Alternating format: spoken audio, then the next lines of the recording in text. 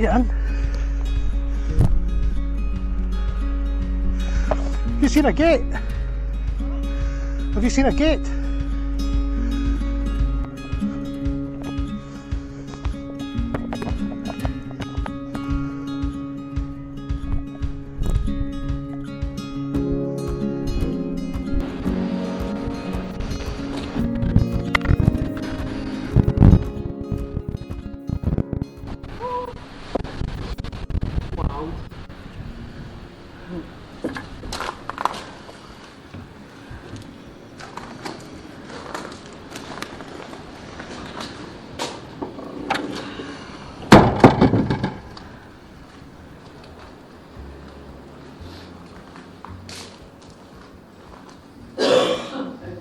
What do you think? It's cold. What do you think of the chapel? It is absolutely stunning. I'll appreciate it more when my eyes stop watering from the wind. Oh. That is really, really cool. Very much like the 𝕮𝖈𝖔𝖆𝖕𝖊𝖑 we were at last week. Similar carvings. Some older looking stones actually. Are these older or are they the same age? You weren't listening in the car? No, I wasn't. Yeah, I said there's so much older, yeah. Yeah, there's some much older stones here. And no, I wasn't listening in the car, I was too busy clenching the seat trying to stop myself falling out of your rally driving. I like these windows. It's just kind of random bits of glass just stuck and jammed in the window. That's pretty cool. Not historic at all, but I like it. This chapel is 12th century, but the original would have been founded in the 8th century by Cormac, an Irish saint. Cormac was a man of royal rank before his calling, but as a child he went to Rome with his maternal uncle. His uncle, Bishop 𝕬𝖈𝖕𝖕, supported him throughout his schooling. He then returned to Ireland, where he founded a monastery in Wexford. His pedigree is discussed in the Book of Leinster, and he has 3 recensions still surviving, written about him. 2 are in Latin and 1 is in Irish. He was clearly quite an important person of his time. The martyrology of Tallaght in Dublin gives him 2 feast days, the 16th of March and the 27th of October. As we do look round the church, there are various sculptors at work. There's a lot of stuff by the Lochgilphead School of Sculpting. You can see Iona influences. Pretty much the main 5 schools have been represented in this church. It's really quite amazing. Keills Chapel, like so many, was abandoned after the Reformation, and again, like so many, became a burial ground inside the walls of the church. This chap here is 1753. Most of the time we come across these grave slabs, they're mounted up on walls for display purposes. This is how they would normally have been laid out when they were originally used. Basically kind of grave crypt kind of thing idea. Not grave crypt idea. What do you call that? It's a grave slab stuff. It's a grave slab, but if it was actually a grave, there's got to be a name for it. Tomb? Is a tomb not something you'd walk into and there'd be like dead stuff in it? Well, that's how a grave slab would be used, not positioned up against the wall or sticking out the ground like a headstone. So most of these slabs would have been recumbent. Sarcophagus? Is that not just in Egypt? This one that caught my eye earlier on, I just realised it's actually carved on both sides. It's got your carved cross here with the carving on the cross, and then around the other side we have another cross with carvings on that as well. I wish that window would stop rattling. In the likes of this cross, it is very obvious the Celtic artwork. We have the Celtic cross, and We also have what is becoming very recognisable, the pair of shears. Some very obvious grave slabs from warriors. These ones are quite unusual because we have the sword and what appears to be the battle shield. Julie's got me looking for a slab with a heart on it. I've had a look around them all, but I didn't see any.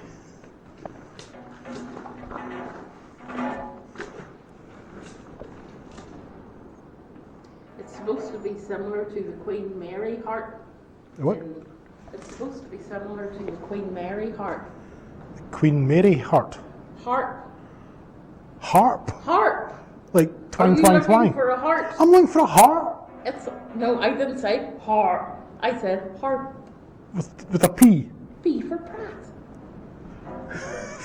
Okay, this is right. We're going to go look for a harp now. We'll just start again, won't we?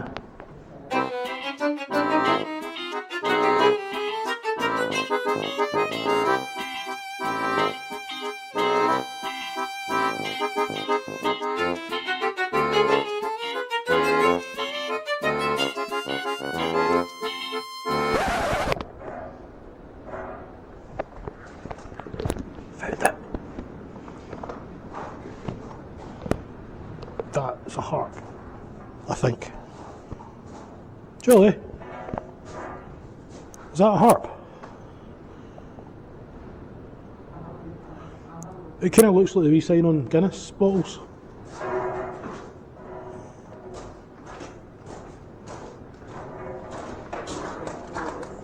There. Look at the shape.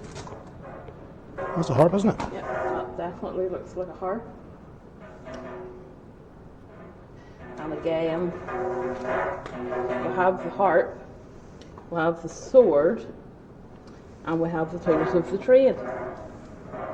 Scissors. We have our Shears. shears, and we have the mirror, which we were presuming was meaning a tailor, I think. So a great warrior, but possibly a bit of a plaid maker in the spare time. Right, so you like music? Like music. This one has a little hammer, and I would say that's an anvil. The top of the cross has long since gone, but we presume it's probably going to be a sword. This is the other side of the cross belonging to the smithy, and his name was Christanus, and I'm nearly sure his son is over in the other corner. This cross has remnants of Gaelic at the bottom as well, and this actually commemorates Johannes, or John, who would have been Christanus' son. It also has 𝕮𝖆𝖕𝖊𝖑 in Gaelic at the bottom, who was his daughter. And the last few places we've been going to, we've been discussing how us women very rarely get a shout out on any of the slabs. This one's got one. This one's the Keills Cross. Keills Cross. Keills Cross. It's very unusual because of the short arms, and there is carving on one side, the other side is blank. The blank side is nothing to they don't feel that that's a great mystery. They think that when the cross was first possibly cut, it was close enough to a wall that they didn't need to do both sides. It's much older than our Macmillan cross that was on the last place.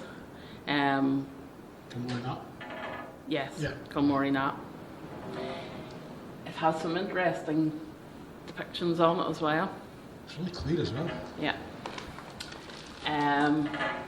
Okay, here we have a figure, and it's presumed that he's holding a Bible. There's two different thoughts on what that might be. It may be Christ, and the four evangelists are depicted as four animals, or it could be Daniel in the lion's den, and it's four lions. The fact he's holding the Bible apparently is symbolic of either giving someone a blessing or holding someone in judgment. Right. So who knows? What is very interesting and what is very, very clear is this part that I'm too short to reach. 3 what looks like perfect eggs, nearly. Right. And obviously Christianity is built on the Trinity. Right. And often you will find 3 eggs on stones. I'm nearly sure we did see 3 eggs on a cross somewhere, but we've seen so many, I can't remember which one. But it does resemble the Father, the Son, and the Holy Ghost. Right. Right up at the very top, that is presumed to be a depiction of St Michael. And the wiggly bit is him either slaying a dragon or a serpent. Obviously, like all the stones, we have, you know, symbolism of animals, interwoven branches and stuff, which all, you know, mean the life and things like that. But I think that this cross just takes my breath away. It's actually just amazing. So who was this one? The archaeologists are saying early Christian, so I'm thinking maybe 800-900, which is pretty amazing. That sounds right, yeah. This did originally stand outside the church, which I'll show you. You probably saw it on the way sorry, in. there's a concrete one up there now. Yeah, it's just there's no carvings on either side of it. It's just a blank one. This guy did sit up there. He came in here in 1979. So it's sat out there for 1,000 years, and it's still in that condition. Looks that way, yeah. Wow. Who carved it? I'm thinking maybe it's an Iona school one, just by the depiction of the animals, because Iona seems to be very good at animals. Yeah, all the pillars and everything, they were all covered in them. Yeah. What I would say, yeah, that's sat outside the 1979. Can you imagine the level of detail when they first hauled that up the hill? Right, Really? Yeah. And even the detail on it now, I mean, Yeah. it's still really, really detailed for a stone that was sitting outside for 1,000 years. That sounds mental. This stone was sitting outside for 1,000 years. Yeah, from the late 8th century. That's nuts. A really cool window. Like, where it's kind of tapered. Yeah, it's called a round-headed window. A round-headed window. Yeah, and that pretty much is how archaeologists, my friend Marion, dated the church. Right. Because of the style of the window. Oh, that kind of taper. Well, kind of like an arrow slit kind of taper, really. It's called round-headed. Aye. And what were you saying about the cross? About your cross. Is it, I don't know if this is an old thing or somebody's just done it recently, but there's a cross scraped into that bit of rock. It's getting wrapped up to go back outside. It's absolutely freezing.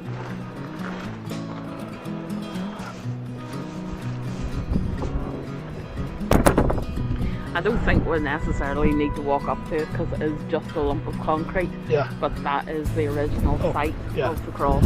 Yeah, that's where the Keills Cross originally was, up there.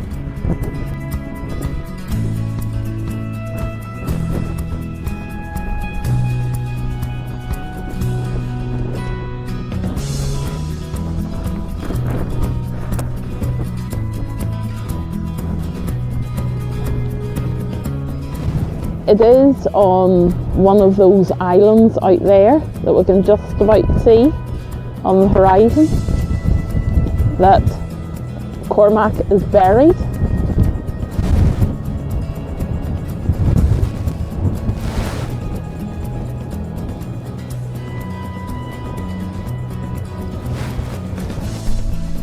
Is that Castle Swingle?